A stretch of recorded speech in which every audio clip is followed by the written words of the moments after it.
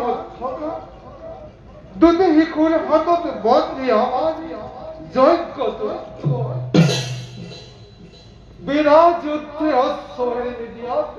যুদ্ধ হল বোলে আপোনাৰ তিনি ভাতৃৰ হয় কিন্তু কি কম প্ৰভু সেই শিশু দুটিৰ হাতত প্ৰাণ এৰিলে আপোনাৰ তিনি ভাতৃয়ে কি কলা হনু তিনিও অনুজে প্ৰাণ এৰিলে দুটি সামান্য শিশুৰ হাতত যি বীৰে বধ কৰিছিল লৱণ দৈত্য যি বীৰে বধ কৰিছিল ইন্দ্ৰজিৎ বীৰ সেইহেন ভাতৃয়ে প্ৰাণ এৰিলে দুটি সামান্য শিশুৰ হাতত সেই মোৰ বীৰ ভাতৃগণ এই দুৰ্ভগীয়া ৰামক এৰি কলৈ কলা নাই নাই নাই মই এনেদৰে ভাগি পৰিলে নহব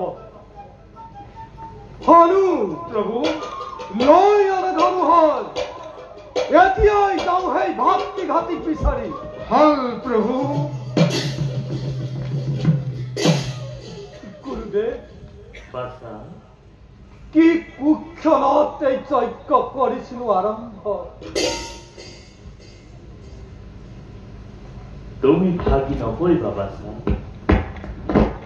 এই হুতাকুল অৱস্থাত কেনেদৰে সেই প্ৰতিনিধিত্ব কৰিব পাৰি তাৰ কি ব্যৱস্থা কৰা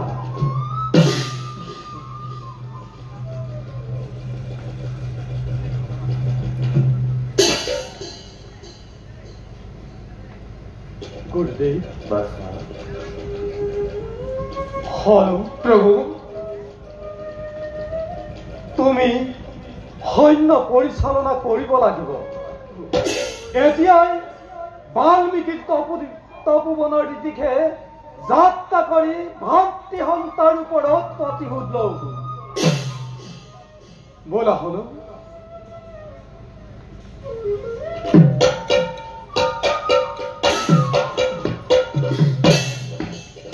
যুদ্ধ যাত্ৰা কৰি চলে